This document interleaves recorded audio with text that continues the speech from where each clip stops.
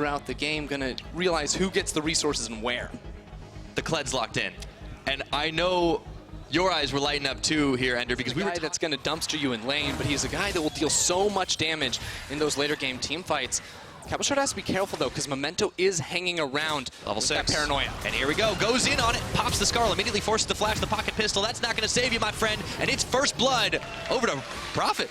Excellently done, and we know. So they do have the tempo advantage, but after this, we would usually like to see them walk into a Rift Herald. There's not to is the fact that Hikyu's been struggling a little bit in this bottom lane. Even though the duo on Roccat's side have taken advantageous trades, the range from Swain in the early game seems to have gotten a little bit of an advantage in the CS. Roccat are wise to this one. Will they take this fight in the mid game? Let's see. Prophet, he goes through with the pool, but that's going to end instantly. 3-man knockup, and Paranoia's coming in, but this might be a little too late, as Memento hovering around the backside, not going to find an opening. And here comes the Kled on the charge, Norscare and the rest of Roccat in full retreat under tower. Vitality still go as Attila looks to finally finish off Prophet, does not find it, but in the demonic ascension, he forces Memento back, and that is another taunt. Memento blown to pieces. Prophet trying to make something out of nothing. Just one more. Finally is gonna fall. It ends up being a 2-for-1 trade. For so long, because Kled can de-aggro with his passive. I don't think he can de-aggro here, unfortunately. He looks pretty dead, but let that not interrupt your point. Ready to rotate. The second Vitality look to stop this one. Okay, Kikis is here to join Jack Troll, and KazaLoLL's up as well. He doesn't have his ultimate available. This tower's gonna fall. They need to leave right now, as no shove back happens. A double teleport though, and now Roccat, they may have overstayed their welcome just a bit. Here comes the Kled, going for the charge. That is a lot of burst damage. Norscaren trying to keep his team up, unbreakable for just a few more moments. Blake's gonna get Kikis behind. It's gonna be Prophet. Jack Troll picks up Memento. This fight is anyone's game right now as Scarl runs away in the midst of the fight. Prophet going through on the pool, rooted up. Jizuke takes down Norscaren. Everyone's low health bars though, and Vitality, they're still doing it in this in the mid game. Big shutdown gold going through, and there's the charge onto Hikyu to finish the fight. KazaLoLL, Jack Troll, and Jizuke sweeping it up. You do not want to fight against. Don't care. No, he's the honey badger of junglers.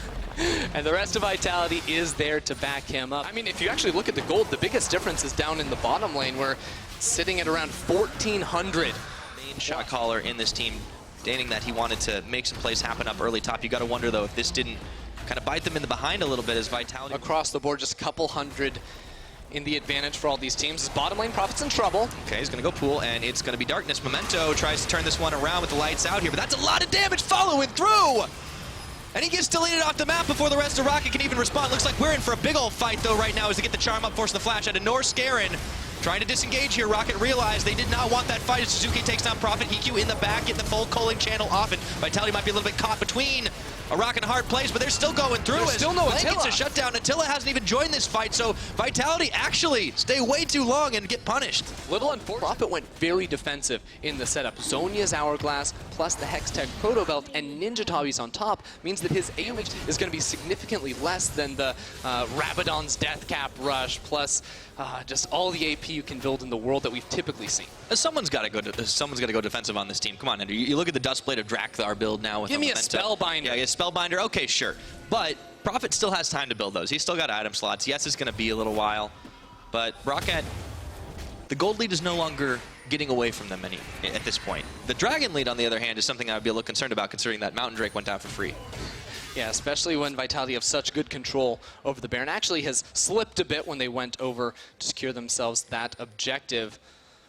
Of course, this is how the game is sort of spun out of control here for Roccat. They actually had the lead off of the plays of Memento.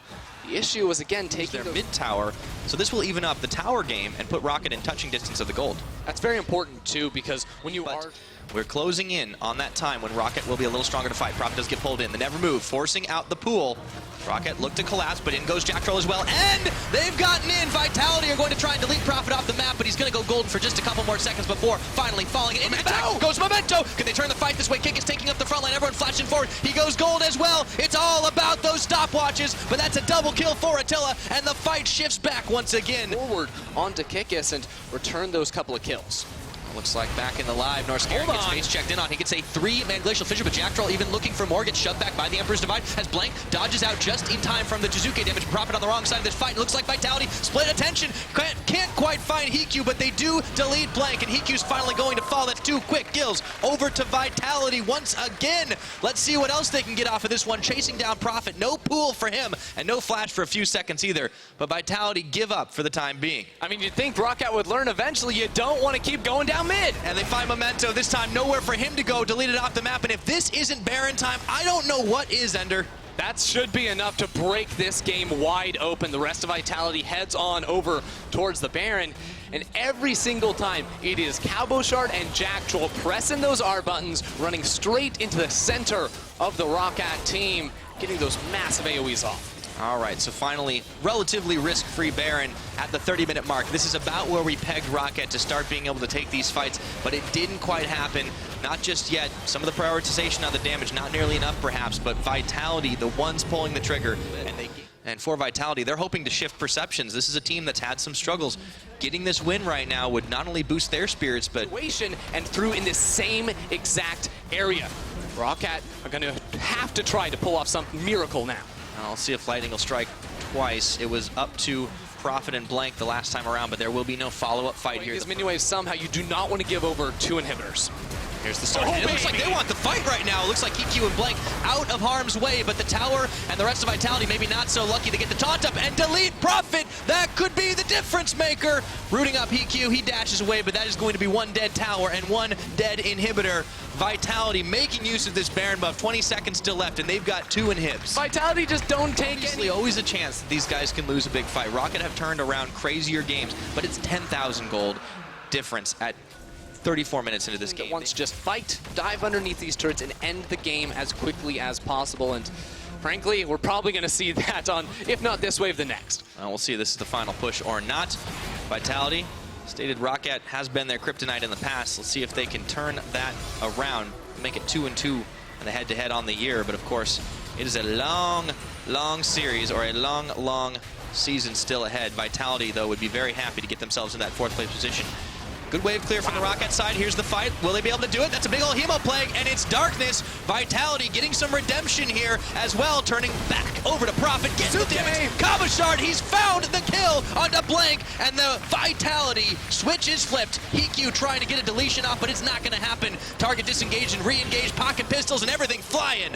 And it looks like Vitality are going to go for the end of the game. This composition Yamato Cannon built could not lose in the mid-game, and they're going to take this one home. Big old Heroes entrance for Jizuke, and for Vitality this game, the Roccat is in the bag. Gods picking up wins, playing out of their minds, but it never really translated to a successful performance on stage, apart from those 3 games they picked up. Not a lot of damage yet on the Shockwave, and Exile puts down that wind wall. Let's take a look down towards the bottom, though. Cold coming in. There's a teleport now. Oh! Morgana swallowed up by the Tom Kench here. Let's see if he gets the damage out onto Totoro. Gray health pop, and not nearly enough Giants. Ruin. They're turning this one big. Gnar ultimate by Ruin, but first blood goes Totoro's way. And it looks like White Knight wants to have a barbecue, but the rest of Giants, well, they got their invites in the mail, and it looks like they don't want to keep this one mid. Looking for the kill onto Exile. He escapes through the brush, and Cold tags back in, looks for Nuke Slot. There we go, the combo. White Knight, he puts on the equalizer, and Sir Nuke Slot is left alone, but meanwhile, Steelback 1v1s Neon down bot. How in the world? Oh, Ruin's in trouble. Yeah, he is. He does have Hop. He uses it. He's going to have Flash. Might need that one as well. Let's see. White Knight on top of him. There's the Flash. Wind wall already up, and he gets the last breath on top. Ruin is a barbecue. That's especially tough, because I think they saw G2 Esports. Remember that one? Yeah, I do, and right now they're trying to get the win against Unicorns. Okay, tower's going to fall. That's the first of the game for Giants. Unicorns had already gotten one, so game fairly even. Still going to do just that. Totoro's here as well. They don't want to keep forcing the fights. It looks like Steelback and Joko are just going to tank the last few tower shots anyways, so Giants get that tower advantage. But once again, Exile on the side lane, on the Yasuo, and he's going to equalize that. I mean, you already see the flowchart sort of unfolding here for Giants. Take bot lane turret, take top lane turret, they throw in a Rift Herald there, and all of a sudden they can rotate. That Cloud Dragon, a little bit of extra move speed. We hit this 20-minute mark, but very rarely do we see the game just be... to see them taking the proactive approach here to take yet another turret, but now the challenge is how do they extend off of that? I talked about Joko. He needs to step up as a leader on this team, start calling the shots, and that shot might be to collapse into the bottom lane because Exile's been split pushing this entire time. Yeah. Thought for a second Sir Nukes was going to go for the bot dive. Exile actually waiting around. You can hear the players on stage. Unicorn's kind of wise. Something may be happening. Giant step forward. Look for Totoro. He's got the black shield on. Point blank. It looks like he's going down anyways. Nice use of the stopwatch tick, but that's only going to buy a little bit of time, my friend. Ruin picks up the kill with the boomerang. Some say nice use of stopwatch. Others on these towers, he's going to be able to get it, but Giants, they're just 5 members strong here, and I don't know if they want to take a full-on base race, but man, Exile just doing work on these objectives. They're definitely going to have to base, and they can't go. I am not one of the people that could. All right, Cold. Ruin. Nice. Gets the stun off. Ruin. Okay. And straight into the last breath, but Ruin flashes the wall, followed by Exile. Going for the base gates. Exile, he dashes over. Very aggressive play, and he makes the kill. And he follows him through there, but there's no teleports on Cold or Exile. Unicorns love this. Has to be a 3v5. All right, it looks like it's going to be 4 members of Giants Gaming inside the Baron pit. Totoro, White Knight trying to stop this True Shot Barrage, and the Equalizer comes and tries to force him up. Look at what's going on with Exile. He's taking the tower in the base. And the Equalizer disengages Giants off of the Baron. That is going to be 1 turret for Unicorns in the bottom side, and now the rest of their team is pushing through the mid lane. I'm loving the creative play out of Unicorns. I love Exile decides to not push his luck on this one. He takes the tower, and Unicorns get nukes a lot. Turns tail and runs for just a second. Nice use of the wind wall. However, the barrel will knock him up against the wall. Nowhere for him to go, but over the wall, followed up by Sir Nukes-a-Lot. But the rest of Unicorns coming to join this party. Exile 1v1ing. And he's able to make it happen. The Unicorns keeps going. Ruin, he does get one into the wall, but not nearly enough. Shockwave only going to connect onto Totoro. Cold takes down Ruin. This is a chaotic fight, but Unicorns are coming out ahead. They've only fights as well. Now, Exile, let's see if he Mission Impossibles his way out of this one. Stops the Varus ultimate with the wind wall, but there's nowhere for him to go. Shut down. So Steelback gets very quick revenge. Yeah, that is a 600. 5v4. Equalizer thrown down. Maybe not the most optimal position. They do get a stun off onto Sir Nukes-a-Lot, and White Knight still charge rolling Ruin. Joko very low. He might need to smite a little early for the health, but he doesn't want to do that. It would be very risky as he knocks away Cold just in the nick of time. Giants hit and run, smash and grab, whatever you want to call it. More important that they don't get caught out in their own jungle, because Unicorns are more than happy to start up a fight. Because there's no turrets down in this bottom lane to protect Giants. Love, we're busy in the mid, busy in the bot. And it looks like that's going to mean Giants can start bringing this gold back. And wouldn't you know it, Ender, 28 minutes later, damage on this turret and force Unicorns of Love back. It looks like the answer is yes.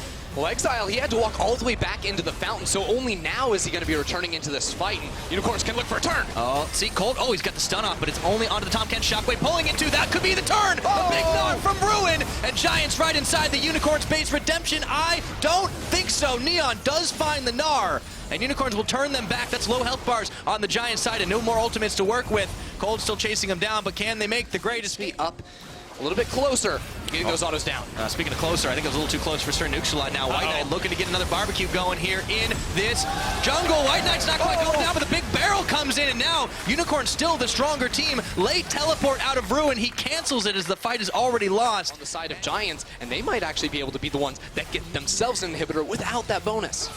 Might just be the case. Not the hugest minion wave in the world, but as you said, not really any wave clear to contend with. Joko and Ruin have to give this one up, keeping themselves healthy with the redemption courtesy of Totoro. That will be the inhibitor taken down in the mid. Unicorns, they're not done yet. There was an open one down here from Exile's work earlier. This is going to be a 2-hit swing. That push in the bottom lane when Giants weren't able to take down the Baron comes 110%. In these engagements. It all comes back to the way the teams want to play. The mid laners are so crucial for these late game fights, and the rest of the team is collapsing on over here to try and stop this. 2-man Baron though, Neon and Totoro, they're keeping the gates this time, and looks like Baron is nearly going to fall. This is going to be a very fast one if they don't turn in, and Unicorns have actually turned away from it, just keeping the Baron aggroed. It's such a tense dance right now as the redemption even comes in, and White Knight, he's nearly melted down, but everyone's rooted up. The Baron finally gets smited. It's taken away by Cold, but Ruin looking for the fight. Neon gonna delete Joko off the map, and Unicorns of Love showing they are the stronger team fighters. It's not over yet. Double kill for Exile, looking for Ruin. Cold and Neon chasing him down. And it's only Betsy left to defend. Yeah, Betsy's trying to do his best, but he's got no mana. Can't finish off the kill onto Totoro, and White Knight will just chase him back into oblivion because the rest of the Unicorns, they're going for the end. All right, ends in flames for Giants and for Betsy. That is going to be lights out. 35 minutes, it was close. Down to the wire in a game that means oh so much for playoffs. At the very end, Unicorns of Love prove they are the stronger team and come up with a huge victory. And on the back playing mid, unless they, wait a second. What? Wait, League of Legends just broke. I'll fight. Okay. Cool, so let the thing shuffle for a second. Is that support Gragas, and then maybe they happen when you play against two melee champions. Also, Kadrill's on a ward, and that's not good when he loses E. Uh-oh, Broxa flash and chomp. Kadrill is gonna have to burn everything. He's first blooded by Caps. That doesn't feel good, man. That's Illusion as your only damage source isn't going to cut it. I agree. Boneskewer pulls and Shook. He gets a two-man belly bop there, and Promiscue's actually arrived, but so is Caps and Kadrill. Let's see this 3v3. It's getting a little wonky right now. It's a 4v3. In comes Soaz. Can he get the knock into the wall? Oh, Promiscue. That was a promise of death. That's not a good look. How could they lose this objective? The math doesn't add up, man. They're supposed to go for that at level 3 or something. That's what I tried in Season 4. Yeah. Well, we've got a quick stats specialist, so maybe leaving some head scratching going on here for what H2K were doing. Kadrill already locked up. He's actually going to have to fly forward, and Hextech ultimatum on. There's the jungle double team. Broxa, you can't beat both junglers, or maybe you can't. He gets the one outplay. Are you kidding me? Yeah, Trundle with that ultimate is pretty wild. W, he pressed his Q, all those skill shots. It's a skill button, dude. Come on, don't knock it. Oh, wait a second. That's a better bonus Q. They pulled back Promiscue. He is getting chunked while the turret falls in the mid. That is a lot of Swain damage. He's been quietly stacking it up as well. Getting close to that Rod of Ages. Death from below. Sheriff will have to dash and dodge, but it's not going to be enough, and they tag team it with the never move. Hylissang even tanking. He will fall. But they still get the double kill, man. It's forward, so they have to stop this aggression, but Promiscue says, no, this is not today. Shook. Gonna get a knock-in onto Caps, turns it around. Once again, the damage is there. Emperor's Divide.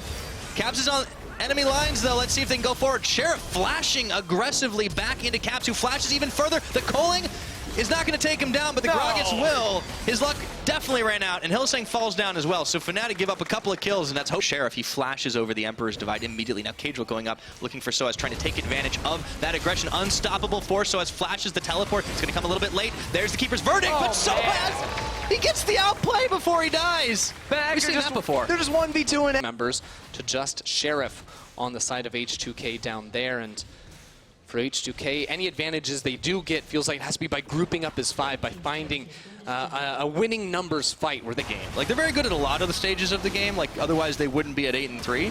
But it's worth remembering just, that these guys are definitely pretty much top 4 in just about every regard in the early game. They take more towers, they get more kills, they get more gold. And usually they don't turn around 1v3s, but maybe this time. So as Keeper's Verdict, oh, he's gonna only find one. He does get the knock into the wall, but yeah, not gonna live that long. So H2K are finding junglers in this game. Didn't think I'd be saying that today. Have tried mixed impacts. Sheriff gonna get found out. Hylissang is there with the death from below, but not nearly enough damage, and Sheriff just gets deleted. Hylissang's gonna live for a moment before Smitty J comes for the flank around the side. Nonetheless, Bwipo gets the double kill, and the rest of H2K are way too late to do anything about it. Fortunately for H2K, Kadrill wasn't there for them in that fight. And now Fnatic actually, whoa! Hello! Bye, Caps. That's AP Gragas, baby. He's got the Runic Echoes, 7 stacks on the Dark Seal, but Fnatic still are winning the fights and take down yet another turret. And they've got the Rift Tower. Bwipo is coming just to watch it die. You can see the CS at 15 for the team. Actually, finding themselves a little closer to what the league average is. Boink. Knocks the Malphite away. He tries to dash away and dodge away, but it's not going to be enough. Kadrill and Shook still sticking on him like glue. And even the big barrel spent. Shook picks up his 4th kill of the game, but meanwhile, Caps and Hylissang going in on Sheriff. Promiscue does get a block off for just a second. It's kooky. Is going to keep seeing from H2K, but what do they lose on the back half? They might lose Shook's life for the time being, and that is a lot of damage. Sheriff spends a full Coling channel in, but it's not going to be enough. They're cutting through those defenses. Sheriff flashes away. Bwipo follows through. Kadrill comes in to try and give a little bit of relief, but he's going to get melted in the blink of an eye, and all of a sudden, it's only Smitty J at this point. He's going down one way or another here, Ender. Yeah, they're going to be chasing him down. Not for that long because they have so much CC to keep him right there in the fight. And he can once again get back on top of this mid lane inner turret because there's no one to defend.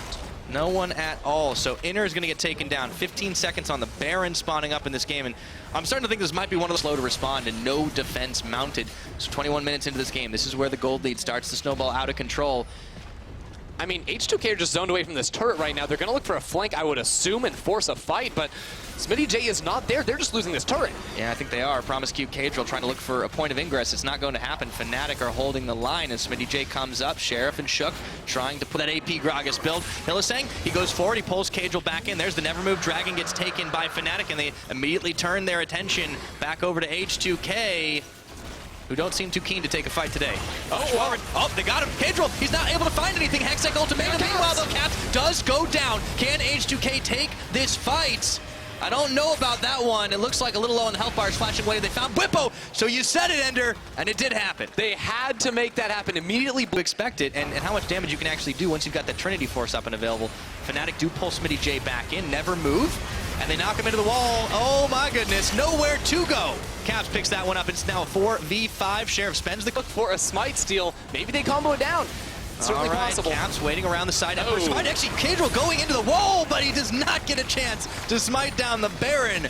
He lasted approximately a fraction of a second. Yeah, he didn't want to go to that party, even though he got the invitation. Caps basically dragged him into the pit. Now Shook has to make the hero play. Trying, but he's getting forced away once again. That's a lot of Sand Soldiers, and there will be no attempt at a hero steal, and I don't even know if there'll be... And of course you have Bwipo and the rest of the team actually fighting the mid. There we go. KazaLoLL trying to find the pick off onto Caps. Doesn't work this time around. Okay. Channeled, and then Hylissang finally going to fall. But Bwipo standing tall, and the rest of H2K are not going to live through this one. Bwipo flashing the wall on this Sheriff trying to dash. Relentless retreat away. Here comes Shook on the flank, but it's still a 2v3 if he even wanted to take it. And, well, make that one member standing. Shook is the last man for H2K. He's around for the kills. Let's see if they want to grab the end of the game as well. Still several seconds ticking before anyone would come back up. Promise Q has 5, but that's about it. And KazaLoLL as well. So 2 inhibitors at the very least is the bounty Fnatic are going to get off of this push. And of course the Infernal Drake on the other side. H2K feels like they almost have to try and force a return fight. I was completely convinced. Dragon goes down. That is number 3 on the Infernal. It doesn't get much better than that for a team that wants to just get in your face and fight it. So they easily take down a tower. That's their soon to fall Caps. He's hit the full late game scaling mode. And once again, SmittyJ goes unstoppable force, not nearly going to be enough. Bwipo going golden, and the rest of the team going into the back line. However, it looks like the pike is going down, and KazaLoLL just desperately trying to keep everyone alive. Meanwhile, those minions are wailing away at the Nexus turrets of H2K. Fnatic, well, in this base, they're here to stay. Yeah, Bwipo's just way too strong right now. Sheriff, Promise Q, Shook, they're trying to do their best, but they just can't make it happen. And there's that steadfast presence once again, and Fnatic stay steadfast, say that 5 times fast, in the base of H2K, and with the last of the Nexus turrets falling, they didn't fall for the trickery at all. Fnatic improved to 9-3. But Schalke's draft is fascinating. It is actually so cool to see this team try something unique now, try something different. More on Kindred a week ago was not great, and it was a big change for them. Let's see what happens here. Vanda's on his way. Jankos, we're praising you. We did his roamed in, but he gets knocked up straight away. Jankos ignited. Nukeduck looking for the kill. The flash. Death mark. Schalke get first blood. On his way up, Perks has to flash. Amazing has joined the fray as well. It's a 4v4 brawl. Upset there. Will be able to get away for the moment, but Amazing's on the chase. The Realm Warp as well comes in just to bring Amazing closer. Did pretty much sacrificed by his team here. Does have the flash, but straight into the path of the prison. And Upset gets second kill of the game. He's up in the top lane here, trying to make something happen somewhere else on the map, but Amazing's just going to force him away. Chachi on his way as well. There's the equalizer. The stun lock on Jankos is effective, and he gets burnt to a crisp by Chachi and Amazing, and now Wonder's not in the best of spots either. Nukeduck on his way up. He's gonna Maybe kill looking Wonder for the tower instead. dive. He's left. You're good. Perks tried to 1v1 him. I would have been right.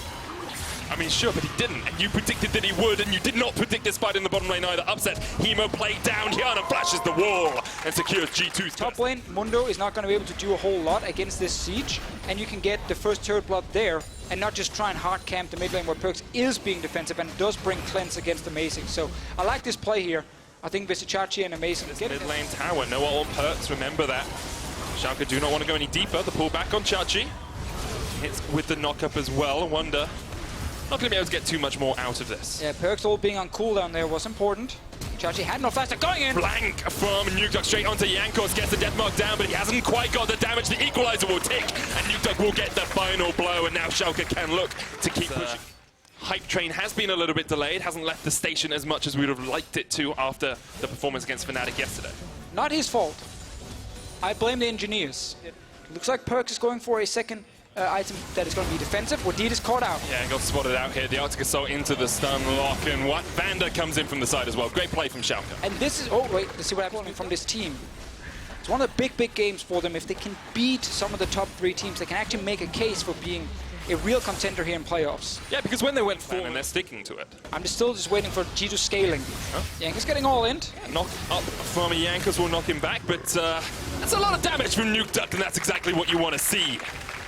They're greeting for a ward in the enemy jungle, a Rift Scuttler, and they're getting punished by Schalke, who's controlling the map in all 3 lanes, and they're controlling the river themselves. On that Spellbinder, so if they can find the fight, maybe they can do something, but Upset comes down towards the bottom lane with the Realm Warp, and now Wonder is not in good shape at all. Looking for the Morello's Grievous Wounds, will proc. Wonder just trying to run his way away from this one. G2 need to do something on the other side of the map because Wonder is buying them a hell of a load of time, but eventually he will fall to this Schalke death squad in the bottom lane. That was one of the situations where Schalke were looking for someone. His team, you can see G2 trying to react for this tower, should fall for Schalke. G2 maybe will be able to find a fight if they can get Hjanen in towards that backline, but he's already half HP. Pops the Sanguine Pool, his Nuke Duck. It takes almost no time for G2, running from a bot lane tier 1 turret far out in a lane and running to their mid lane. Takes way too. Amazing has the flank, but there's a control ward, so don't think we're going to find the engage yet. Perks goes in on towards Amazing. Nuke Duck waiting in the wings. Watch the Zed. He's the key target here because Schalke. Oh, it's huge! The 4-man knock up in the jungle. Nuke Duck comes in, and G2 have nowhere to run. They all flash away from the fight that they began. This is a superb fight for Schalke in the jungle. Upset's going to chase on towards Hjanen as well. Take out his fellow bot laner. Steal if G2 are going to stay in this game. Looking for the skewer. Not enough. Schalke get the Baron, and they are 10 to dive forward. 50% of his team's deaths this game. We highlighted him as a key player to watch for G2. Well, he was a key player. He's been a key player for Schalke in this game. Schalke pushing in towards the bottom lane inhibitor tower and the mid as Chachi goes in. The explosive cast comes out. There's the knock as well, but it's only onto Vander. Upset and Nuke Duck just waiting in the wings. Hjanen already down. Chachi so low. The Glacial Prism into Equalizer, and now Nuke Duck will jump onto the backline. Perhaps tick, tick, goes into the stopwatch, but you're not running away from Schalke today. They chase you into your base, and they wipe you off the face of Summoner's Rift. Amazing kills Jankos once again, and G2 have no hope left against Schalke 04. We got some minions down the inhib turret. They're still fighting. Wonder trying to turn it around. Death from a blow gets one, but now Wonder is next on the menu for Schalke. He's buying time. Schalke get everything they wanted in that fight. So they get inhib here. They might look for some next turrets as well. We still have 10 seconds on Hjanen, 25 on Perks. The Baron buff on Schalke's side. They might just look for the win here, Deficia. One Nexus Tower is their first target. Hjanen up in 3. It would be a monumental performance for me if he could stop Schalke, but they will at least get this second Nexus Tower and maybe even the win. Schalke 04 come up huge in this game. Hjanen tries to do what he can, but Nuke Duck is dominating, and the hype train's back on, baby! This game here, there's Zoe at least, a little bit more pressure in mid, and a Jhin bottom lane, so not as passive of a draft from Splyce. Interesting to see Kazain giving a lot of attention there to Xerxes. They know Mickey doesn't have a flash. There's a black shield as well. Xerxes coming in. Mickey going to get pillared up, and Kobe and Kazain can just chase in here. Great dodge to the side, but Mickey's still not in the best of spots. The flash in. First blood to Kobe. There is a lane now for Splyce to play around in the early game. It is bot lane with the... Just sustain up if you ever take any poke in those lanes. Just heal yourself up by staying out of combat for a little bit. That's the Ocean. Over to when he flashes away there. It looks like how far he got stopped in the middle of his EQ combo. Mickey's going to engage in the bottom lane as well, though. Kobe, true shot barrage to the base, and that's the damage you need if you're Misfits. They can chase onto Kazain as well, who still has the ultimate. Didn't use it. Went mid first, try to guarantee the next push, and then you go bot with all your players top lane. Odo needs to get away from Maxlor, but he's caught in the Cataclysm, gets the cask away, but great kill from Misfits up towards that top side. They have the Rift Herald as well if they want to use it. Only Fnatic, 5 other games not against them, and they still, as you said, have some of the bottom teams in Giants and H2K, so that is big for Splyce here. Loop up of their own, but they don't really care too much about that. As long as they don't, again, lose too much top. With the Rift held on Maxlor, they can still use it to secure the top lane turret as well. The bot lane actually did not just commit to go straight to mid when they saw all the members from Misfits move there with the Rift held ready. That then results in a free turret. Team fights, but right now, I'm happy. these teams, they're just taking it slow. I got my fair share of fast games doing a split already. I'm okay with some of the slower ones where it's more about actually moving around the correct lanes and playing the map. Not just pure fighting just yet. Misfits, as we highlighted, will play around Alfari's lane. Get the It's last for Misfits, but great pillar from Xerxes. But Elder Dragon down to about 1,000. Xerxes on the way in, can't quite get there. Odo Omne engages only onto Alfari, and now he's caught off on the wrong side of this fight. Odo down to about a third HP. He's going to be the first to fall. Splyce still trying to get the flank off, but they better from Splyce, though, as they force the fight around the river. Infernal Drake down low. 800 gets secured. Kobe and Alfari and Kasing fighting up towards the top side. Infernal goes down. Niski can flash this wall if he needs. He's got one in his tried to jump forward, he was too far away, and he was already fairly low. Midland turret dropping, TP from Alfari behind him. Senkux is almost out of mana, but he has a blue buff. Senkux on his way. Here comes Alfari. Engage. But No flash on the Jhin. Nikki flashes forward, but the Chrono Shift will keep Kobe alive. He's going to resurrect. Now Splyce needs to try and keep Kobe. They need to keep him alive. The Shockwave does not connect. Only hits the minions. On his way. Max all by himself, so Splyce should be able to force the Misfits jungler away from this one. Spike came out very early there from Xerxes, but they will secure it, and that's their 4th dragon of the game. And now Hansama really bored there. That's why he suddenly dashes forward on his own. That was actually not a great play, and he lost a crucial flash here. Niski's on the flank. Oh, the Amne's going in. Sleep. He hits onto Maxwell. Niski jumps forward with the portal jump, gets the paddling out as well, and now Mickey has to get away. The Shockwave misses once again. Hansama dead. Niski gets him in the back line, and Splyce finally come online. Kasing with a perfectly timed Chrono Shift will keep his mid laner alive. Senkux goes golden, but Splyce says thank you very much. Splyce find the perfect fight right on the 20-minute mark. Splyce have been sitting in his mid lane for 20 minutes looking for this kind of opening. Maxlow was the one that went forward first. It's just Alfari on his own. He's going to go down. Splyce are now in full control. They're probably just going to finish this game. We kept waiting and waiting and waiting. We didn't even get a Baron, but I got an opening, a fight where everything was split up, and suddenly the Jhin and the Zoe as well start landing the poke, and they kill all the Misfits. All it takes is one punch from Splyce. They take down Misfits. Spring Split